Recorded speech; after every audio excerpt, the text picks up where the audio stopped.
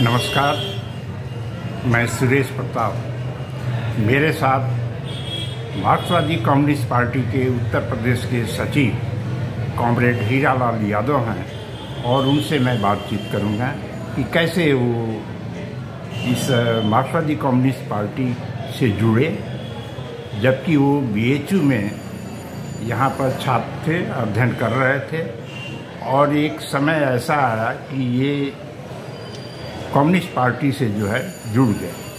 तो हीरालाल जी, आप कैसे, आपकी अंदर ये उत्सुकता पैदा हुई कि आप जुड़े इस राजनीति से? नमस्कार सुरेश प्रताप जी। शुरुआत में हम लोगों के विद्यार्थी जीवन में कुछ नौजवानों की एक टीम थी जो इस विचार की थी कि आज़ाद भारत में भी जुल्म है, अन्याय है, शोषण है, तो क्यों न उसे ख़त्म किया जाए। और उसके पीछे प्रेरणा थी आज़ादी की लड़ाई में जो हमारे शहीद हुए, फांसी पे चढ़े भगत सिंह वगैरह शहीद, उनकी प्रेरणा थी। और उस प्रेरणा से प्रेरित होकर के हम लोगों ने यह तय किया था कि हम लोग भी आज़ाद भारत में अन्याय को ख़त्म करने के लिए पूरी तरह से समर्पित होकर लड़ेंगे। और उसके बाद और अध्ययन के बाद पता चला कि ये इतना आसान काम नहीं है, इसके लिए एक बड़ी लड़ाई की ज़रूरत है और बड़े संगठन की ज़रूरत है। फिर मार्क्सवाद लेनिनवाद के अध्ययन के बाद ये पता चला कि ये जो शोषण है, ये मानव द्वारा मानव का शोषण है, सिस्टम है, पूंजीवादी व्यवस्था है। और मार्क्सवाद लेनिनवाद के आधार पे कम्युनिस्ट पार्टियां जो बनी हैं वही इसको ख़त्म कर सकती हैं। तो इस जानकारी के बाद हम लोग कम्युनिस्ट पार्टी से तो शुरुआती दौर में जब छात्र जीवन में आप बीएचयू में पढ़ाई कर रहे थे तो आप कम्युनिस्ट पार्टी से नहीं जुड़े हुए? नहीं, कम्युनिस्ट पार्टी से नहीं जुड़े थे। हाँ। लेकिन स्टूडेंट्स राजनीति में इसी विचार के तहत थे और थोड़े ही दिन बाद स्टूडेंट्स फेडरेशन ऑफ इंडिया से जुड़ गए हम लोग। जी, एक्टिव रहते थे? एक्टिव रहते थे। अच्छा, एक चीज़ ये बताइए कि आपकी कम्युनिस्ट पार्टी या कम्युनिस्ट का जनाधार जो है काफ़ी रहा पूर्वांचल में और विशेष करके बनारस और आसपास के ग्रामीण क्षेत्रों में, लेकिन जनाधार अब सिकुड़ता जा रहा है। बनारस से आपके सांसद सत्यनारायण सिंह कभी हुआ करते थे, उदल कॉमरेड उदल जो है कोलसला से विधायक होते थे, लेकिन अब जो है आज की तारीख में जनाधार आपका बहुत सिकुड़ता चला जा रहा है। इसके पीछे क्या कारण है? विधायक और लोग भी थे, कामेराज किशोर जी, दीनानाथ सिंह यादव और भी कई लोग थे।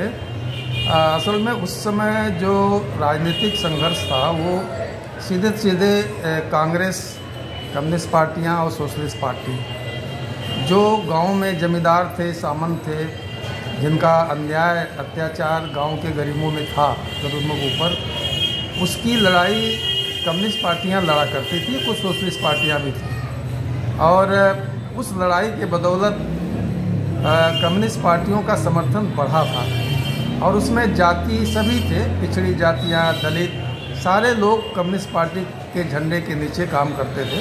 अच्छा, बनारस में ये सांसद कॉमरेड सत्यनारायण सिंह कब चुने गए थे? ये 1967 में चुने गए थे। अच्छा। सोशलिस्ट पार्टी और कम्युनिस्ट पार्टी मिल के चुनाव लड़ी थी। अच्छा। तब चुने गए थे। उसके और भी पूर्वांचल में झारखंडे राय और तेज बहादुर सिंह, बब्बर राम, तमाम लोग, सरजू पांडे भी, कभी कभी 8-8, 9-9 सांसद विधायक हुआ करते थे। लेकिन बाद के दिनों में गरीबों को पूंजीवादी ख्यालों ने जातिगत आधार पर बांट दिया, कम्युनिस्ट आंदोलन को कमज़ोर करने के लिए। और तमाम जातिवादी पार्टियां, आप ये कहना चाहते हैं कि धर्म और जात की राजनीति जब से शुरू हुई तब से आपका जनाधार जो है सिकुड़ता चला गया? वो असर पड़ा है। धर्म और जाति की राजनीति ने गरीब जनता को, मजदूरों को, किसानों को उस आधार पे अलग अलग पार्टियों के साथ जोड़ा और उस गरीब जनता को लगा कि ये हमारी बिरादरी की पार्टी है, ये हो सकता है कि इस पार्टी का राज आ जाए तो हमारा कल्याण होगा। तो उसके पीछे उनके कल्याण होने की भावना जुड़ी थी, इसलिए वो उनका जनवादी इच्छा है, वो एक तरह से उनका जनवाद है कि हमें कुछ मिलेगा। हालांकि ये उनकी गलतफहमी है, क्योंकि जातिवादी पार्टियां भी पूंजीवाद की हिस्सा हैं। उत्तर प्रदेश की जो वर्तमान राजनीतिक हालात हैं उसके संदर्भ में आप क्या करना चाहेंगे? उत्तर प्रदेश के वर्तमान की राजनीति है जिसमें बीजेपी की सरकार है और ये सरकार एक तरफ तो जनता पे धुआंधार हमला कर रही है उनकी रोजी रोटी पर। ग्लोबल समिति के द्वारा 32 लाख करोड़ इन्वेस्टमेंट के नाम पर 1.5 लाख एकड़ ज़मीन इन्होंने पूंजीपतियों को देने के लिए इकट्ठा करना शुरू किया है अभी तक उत्तर प्रदेश में। और अभी तक 22,000 एकड़ ज़मीन इन्होंने किसानों से छीन भी लिया है।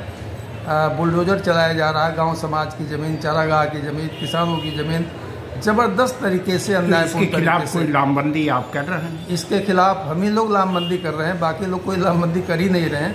यह है ना, संसदीय राजनीति में ज़रूर हम कमज़ोर हैं, लेकिन जनता की लड़ाई तो आज भी कोई अगर लड़ रहा है तो CPIM और वामपंथी दल ही लड़ रहे हैं। और हम लोग लगातार इस बात को उठाए हैं, संविधान के रक्षा के लिए, लोकतंत्र की रक्षा के लिए। ये पर्चा मारने तक में गिरफ्तारी हो रही है। हमारी पार्टी है, लेफ्ट की पार्टियां, जो उत्तर प्रदेश में 7 सालों में पिछले राष्ट्रीय प्रदेश के पैमाने पर हमने संविधान और लोकतंत्र के रक्षा के लिए अभियान चलाया और लखनऊ में एक बड़ी विशाल रैली की थी। जी, तो ये थे उत्तर प्रदेश मार्क्सवादी कम्युनिस्ट पार्टी के सचिव कॉमरेड हीरालाल यादव, और इनसे मेरी बात हो रही थी YouTube चैनल उड़ता बनारस के लिए। नमस्कार, मैं सुरेश प्रताप। नमस्कार।